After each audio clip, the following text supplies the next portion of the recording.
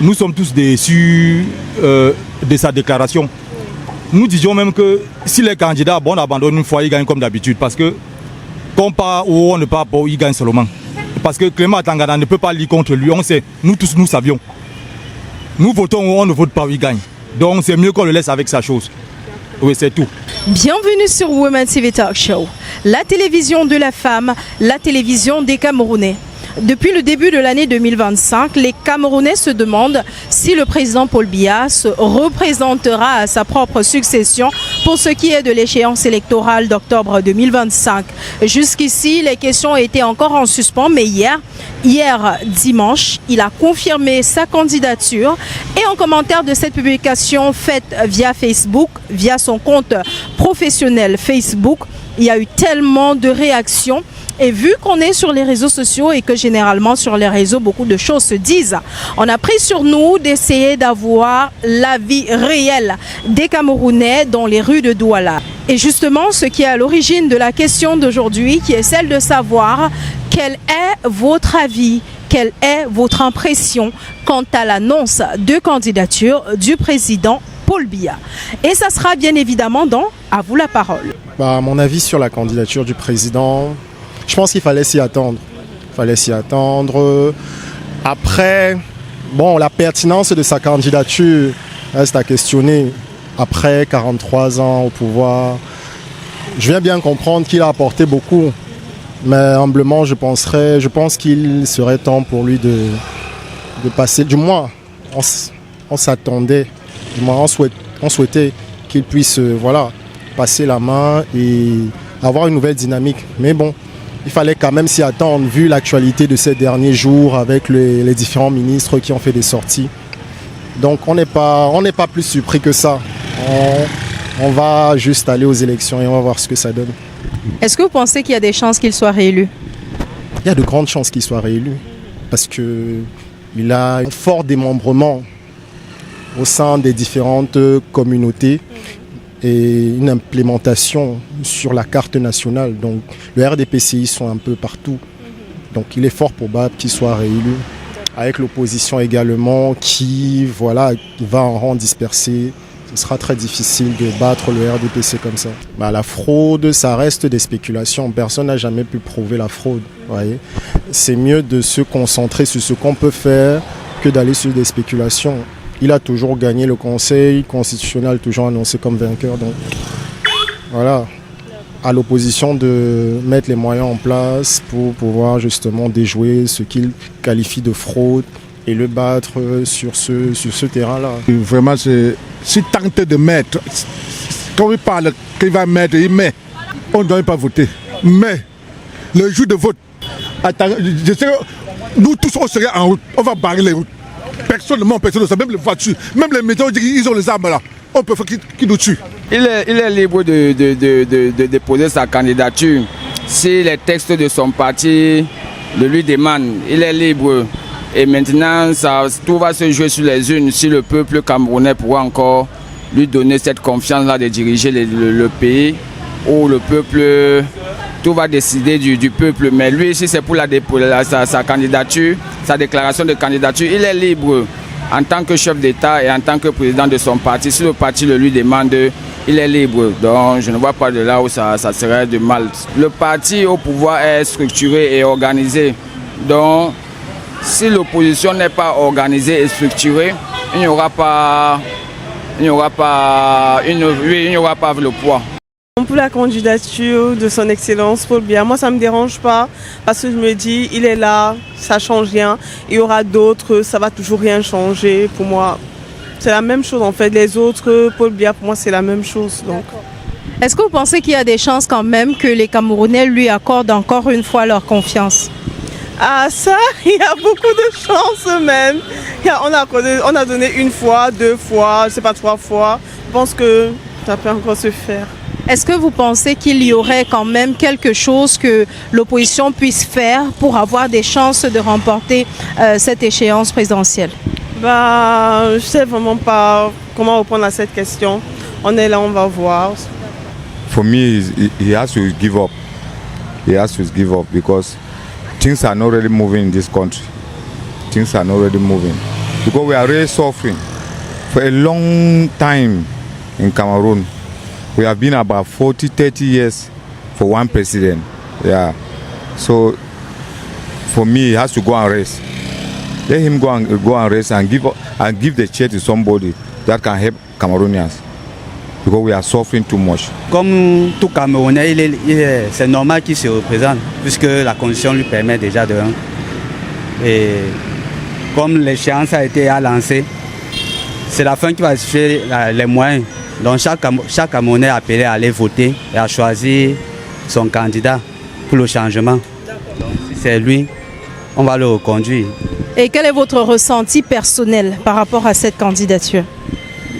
Bon, mon ressenti personnel, si c'est sans capable, s'il a encore de l'énergie à gérer les choses, qu'il le fasse. Moi, je sais que je vais seulement aller voter mon candidat le moment venu. The man is already a permanent candidate. If the man even doesn't want to put his own candidate, the people are surrounding him. They will force him to put because they are the people ruling the country, not Port Bia. Yeah, so what we can do is only to go down the street so that we can remove him from that place. Without so, nothing can take place. That ballot paper is nothing, it's full. Yes, fraud, because we know he always fraud, he always win. He has his candidate, the people that they play for him, all the time, they always win. They already prepared their winning marks. So for that, it's nothing for us to go and we don't vote. They will win. C'est une bonne chose.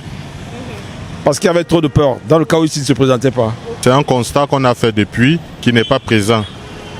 Donc même sa candidature qu'il a déclarée, pour moi, je ne vois pas cette candidature prendre effet. Parce que d'habitude, il nous a habitués depuis mon jeune âge, c'est que quand il veut se représenter, il le fait de manière visible, on le voit en fait.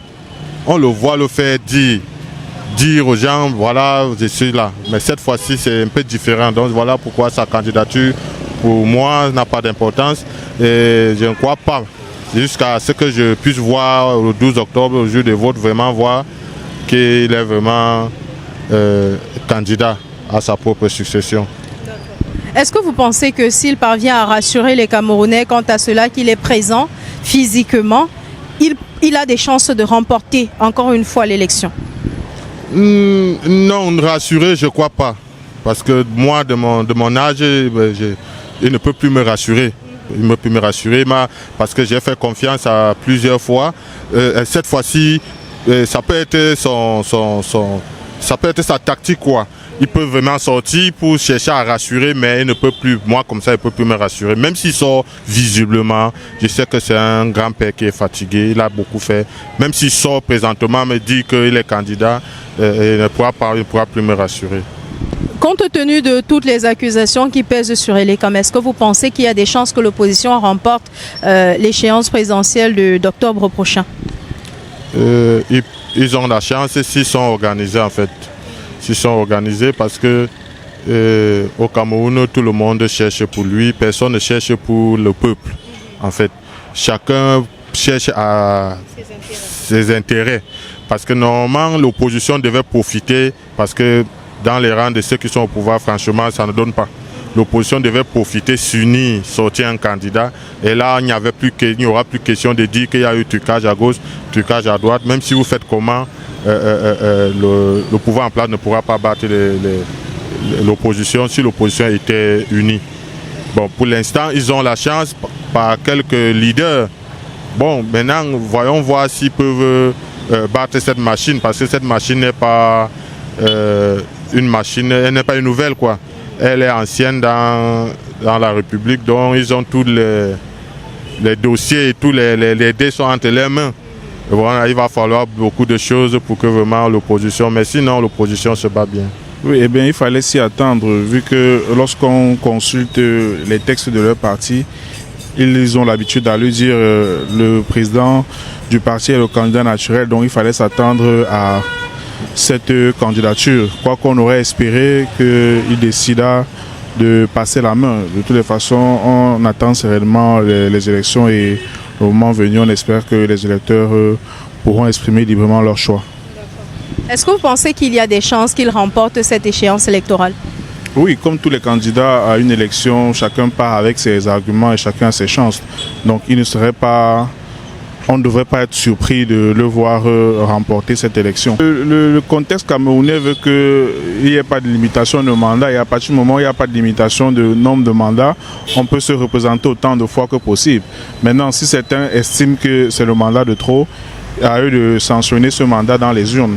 La plupart des avis recueillis sur le terrain suggèrent que les Camerounais avaient encore grand espoir que le président finisse par passer la main.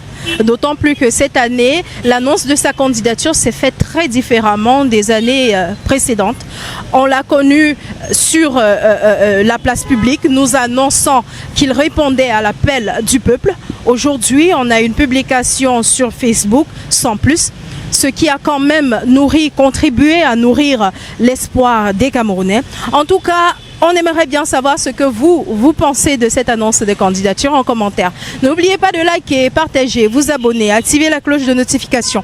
Et évidemment, comme à l'accoutumée, je vous rappelle, si vous êtes en visite à Douala, n'hésitez pas à vous rendre du côté des résidences Boss Life. Vous aurez l'occasion d'y loger à des frais vraiment dérisoires. Un cadre magnifique, luxueux, prestigieux. D'ailleurs, je dirais au standing américain et l'accueil juste. On a respecté votre argent. À très bientôt.